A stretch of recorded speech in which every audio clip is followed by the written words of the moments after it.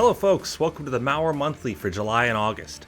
This is our weekly roundup episode, so if you missed any of the videos from earlier in the week, you can watch them all here and now in one convenient package. We're going to be discussing the Twitter hack, Emotet Trickbot, and ransomware, so sit back, relax, here comes the facts. Morning, Joe. Morning, Adam. So did you hear about that Twitter hack from July? No, what happened? Hackers were able to access the accounts of 130 high-profile figures like Barack Obama, Joe Biden, and Elon Musk. How did they do that? By getting access to some administrative employee panel? And how did they get access to that? Apparently, the hackers called the Twitter employees on their phones and tricked them into handing over their passwords. Wow, that worked? Yeah, apparently they called a lot of people, got a few passwords for accounts with fewer accesses, and worked their way into compromising accounts with more accesses. Then reset the passwords for 45 of the targeted accounts and logged in. What do they do with those accounts? According to Twitter, 130 accounts were targeted, 45 of them had tweets sent by attackers, 36 accounts had their direct messages accessed, and a few accounts had their Twitter data archive downloaded, whatever that means. Wow, what did the tweets say? They were all Bitcoin gathering scams. Each tweet claimed that the user was giving back by sending people double the Bitcoin they put into a particular wallet. Did that work? Yes, it did. The wallet collected around $120,000 worth of Bitcoins. It could have been a lot more. But Coinbase, the US-based cryptocurrency exchange, blacklisted the Bitcoin addresses for the hacker's wallet. It prevented almost 1,000 users from getting scammed and sending Bitcoin worth approximately $280,000 to the bad guys. Holy cow, so what did Twitter do? They blocked all accounts involved from tweeting for 3 hours while they cleaned it up. They're improving tools to identify unauthorized accesses to their internal systems and doing company-wide phishing training. Was there anything that the victims could have done to protect themselves from getting hijacked? Apparently not. The administrative tools the hackers gained access to could disable two-factor authentication. Though after this, enabling two-factor authentication on your Twitter account will probably be more secure than it used to be. True that. So have you heard that Emotet's back? Oh crap, really? Yep. When did that happen? Researchers started collecting new Emotet campaign emails around July 17th, after Emotet had been quiet since about February 7th. What's it doing? Emotet has been going after enterprise networks for almost 2 years now, ever since it upgraded from being a consumer-focused banking Trojan. These days it acts as a delivery mechanism for other malware families, and the actors behind Emotet have put a lot of investment into how well their malware is able to compromise systems and spread. What kind of features did they invest in? Well, a new feature they rolled out is the ability to not only spread through existing thread, but also hijack shared documents, attaching them to the email along with malicious Office documents it uses to infect the system. What do you mean by existing thread? Either the actors behind Emotet are using pre-created templates that appear to be a reply to an email, or they hijack existing email threads from infected victims' email accounts and use them to fool their coworkers. Apparently, Emotet added an attachment and contact stealer module in early June, and it has the ability to steal email attachments, contacts, and the content of the emails. So it's not just using the emails from outside the network, but from inside too. Yeah, although it's still attempting to infect users from outside of the network with interesting campaign themes. Like what? Well, in August, Emotet started using COVID-19 themes to fool users into opening attachments. It's not new, and a lot of other malware families have already been doing this basically since the pandemic started. Okay, well, what's it trying to spread? Emotet has had a close relationship with the bad guys who developed Trickbot, and the two pair together really well. Usually we'd see an Emotet infection through something like a phishing attack, then once Emotet lands on the victim system, it will both try to spread itself to more systems as well as deploy something like Trickbot. Trickbot is a Swiss Army knife of corporate network infection. So it uses a lot of tricks to find weak passwords, vulnerable ports on internal systems, and has been known to utilize legitimate penetration testing tools like Mimikatz and Cobalt Strike to map out and infect networks. After a big enough infection has spread, we'd see Trickbot deploy some kind of ransomware on all infected endpoints at the same time. Whether that was the original intent of the attack or just the final stage of it, we really can't say for sure. What do you mean?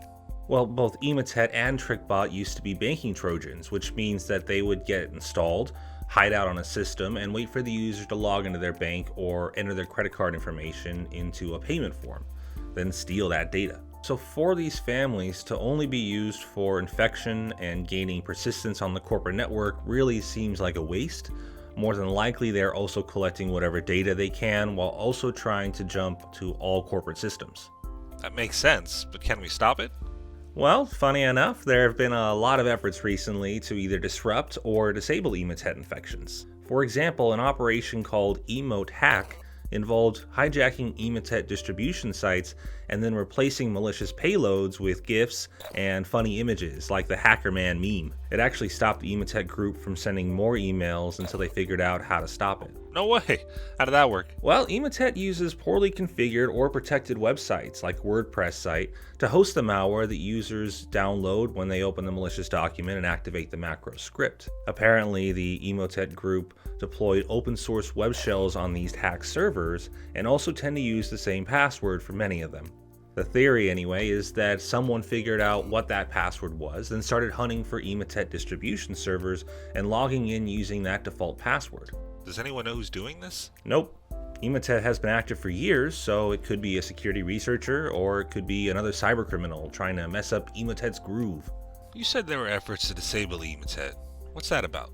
Yeah, there was this vulnerability in a version of Emotet that was released in February of this year, so researcher James Quinn from Binary Defense created an exploit to that vulnerability and called it Emo Crash.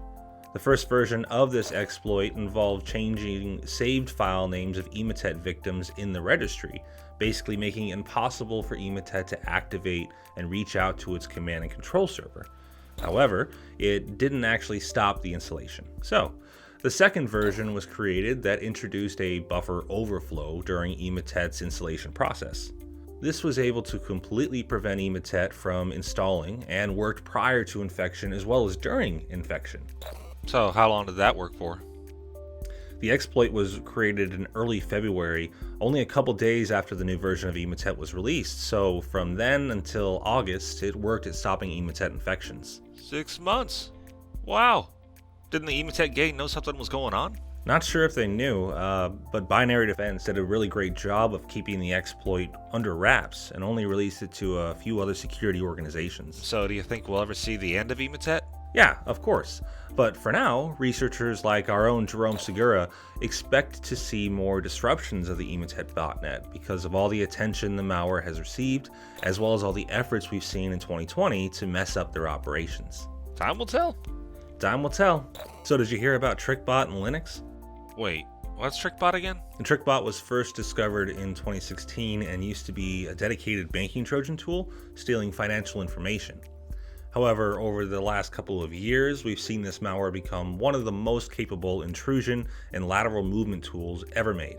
These days it acts as a modular Trojan, usually dropped as a secondary payload, meant to infect network systems by using exploits, weak passwords, brute forcing, and various other penetration testing tools.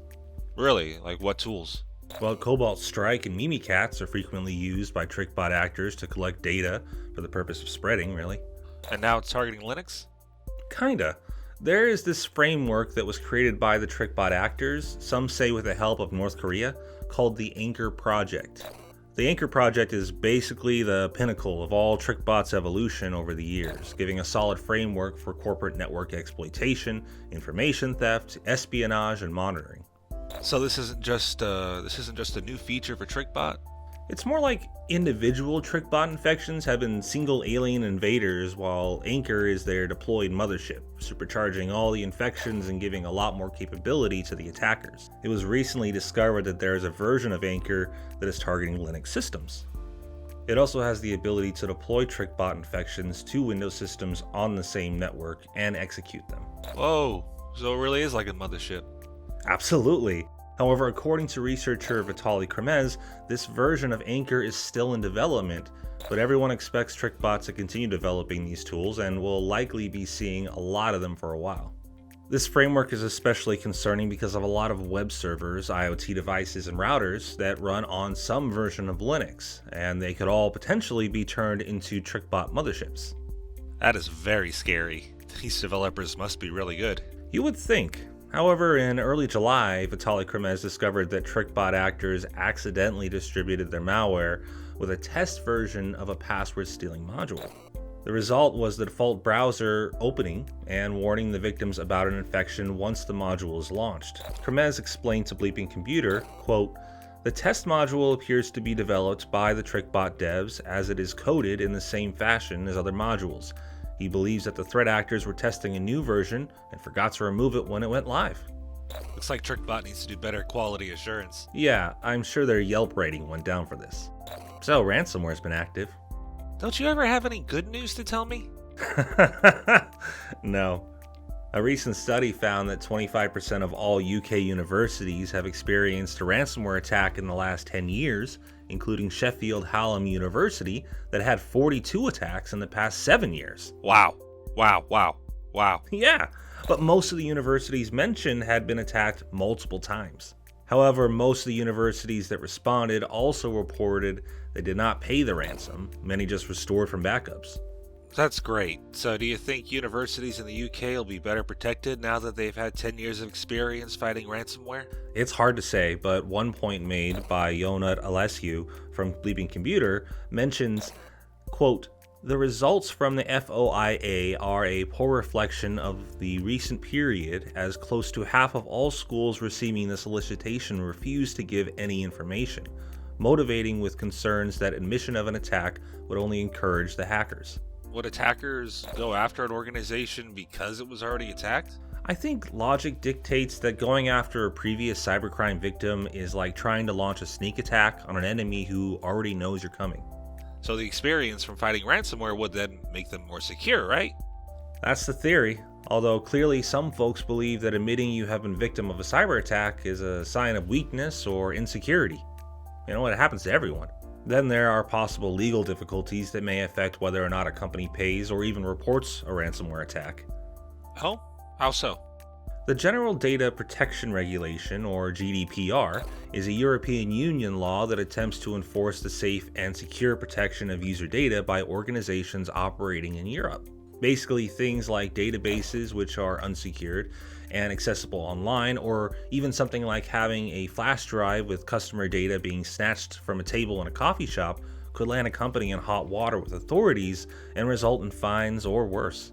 So admitting that an attack occurred and inviting possible investigation into how secure or insecure your data storage policies are may be enough reason for some organizations to downplay attacks. In fact, a ransomware group has recently taken advantage of this and is using GDPR threats to try and extort victims. What's that about? So, servers running the MongoDB database software are being targeted by attackers who are focused on insecure deployments of the software, with the goal of accessing databases, stealing data, and replacing it with README files that demand Bitcoin payment in 48 hours, or else all the data gets released online. And where does GDPR come into play?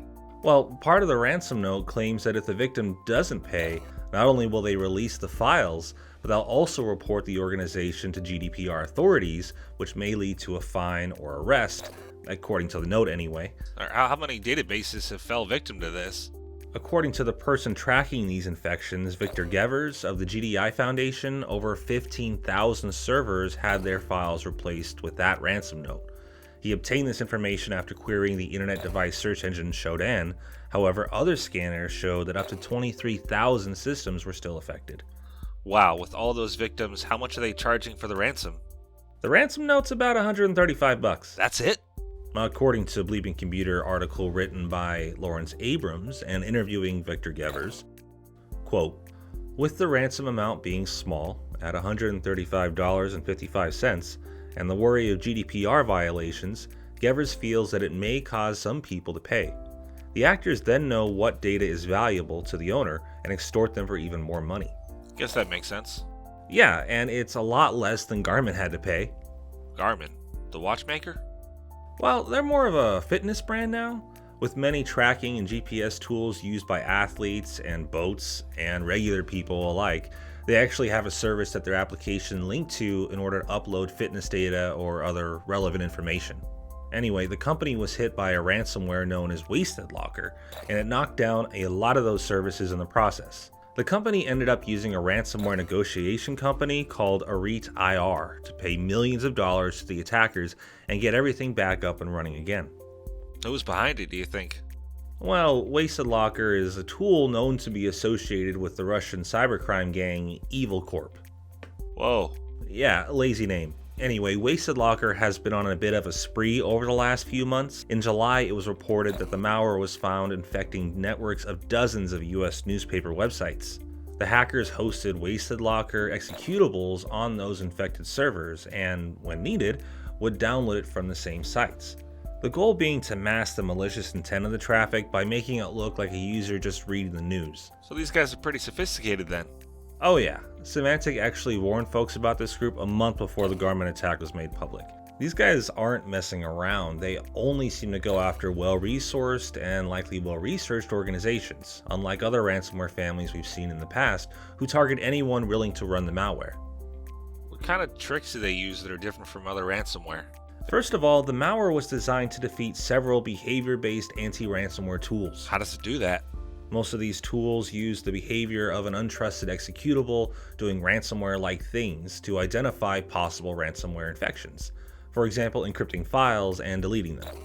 The malware reads the contents of a victim file into the Windows Cache Manager, then encrypts the data found in the cache, not the file on disk. Then, when enough of the data in the cache has been modified or encrypted by the ransomware, the Cache Manager automatically writes the modified data to the original file. In simple terms, it replaces the unencrypted legitimate file with the encrypted version, and it does this under the umbrella of a legitimate system process, not some shady exe file. So the idea is that if an anti-ransomware tool doesn't see the malware binary actually doing the ransomware stuff, then maybe it won't detect the malware. And that works? For some, probably, but vendors are already updating their tools to detect this kind of behavior, so it may not be a clever trick for much longer. At least until they figure out something new.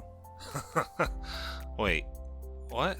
Yeah, researchers believe that Wasted Locker is manually directed by attackers who utilize things like stolen passwords and suddenly outward-facing vulnerable network entry points that allow them to not just launch malware, but scope out a target and determine the best strategy for an attack. Something like that is more difficult to predict and defend against, especially when the actor is proven to be sophisticated and clever. Do you think we're going to see more of Wasted Locker? Absolutely. It's already proven itself multiple times over as being a dangerous and capable malware. Depending on what Evil Corp wants to do next, they could continue trying to ransom corporate networks, or they could set up shop and start selling modified versions of Wasted Locker to other cybercriminals. The ransomware as a service scene is very lucrative. Ransomware as a service? What's that? It's a term used to describe a cybercrime group that develops malware for individual customers to spread. This takes a lot of the overhead out of launching a ransomware attack because previously an attacker might have needed to develop, steal, or buy their own ransomware, then go about trying to infect people with it. The quality of that ransomware was not guaranteed, and it might not even work. With more advanced families of ransomware like Cerber and Locky, the value was in the proven effectiveness of the ransomware. The creators of these families only needed to make slight updates and provide individualized modifications to customers, like what email the victim should reach out to, who would then go about distributing the malware. Once a ransom payment occurs, the creators of the ransomware get their cut, and the distributors get the majority of the payment. Isn't this dangerous for criminals, though? I mean, what if the guy that they buy their ransomware from decides to put a backdoor in it? That is a common thing, and has happened many times. Really? Yeah, these days it comes down to reputation of the malware, as in, have there been news stories about it, or has it been proven in the wild, combined with the reputation of the creators and sellers of the service. Do they have good relationships with other criminals? Can they be counted on to come through on their end of the bargain? And that keeps out shady vendors trying to scam their customers? It's kind of like buying something off the darknet. You have to put your confidence into the seller that they will deliver the product that you are buying, and a lot of times that comes in the form of previous customer reviews. If a criminal developing malware was putting backdoors into what they were selling, someone would notice and tell other folks about it. Eventually, the vendor won't be trusted anymore, and nobody will buy their wares. So it really comes down to basic capitalism, I guess. So wrap this all up for me. Ransomware is on the rise again, focused on attacking corporations with malware that not only encrypts files, but also steals it. The tactics used to deploy these forms of ransomware have become more capable, and that amount of effort that goes into these attacks is far greater than what we saw 3 years ago. Ransomware is also evolving as we continuously see new tactics to evade detection and/or increase infection and encryption. So we're doomed? Yes, obviously. So we did things a little different this time around. Let us know in the comments below whether you liked it. That's it for this Malware Monthly. Check in next month for more stories and analysis concerning cybercrime. If you've been following the Malware Monthly, thank you for the views, the likes, and the shares. You are who we do this for. Thanks for watching. Stay safe. I'll see you next time.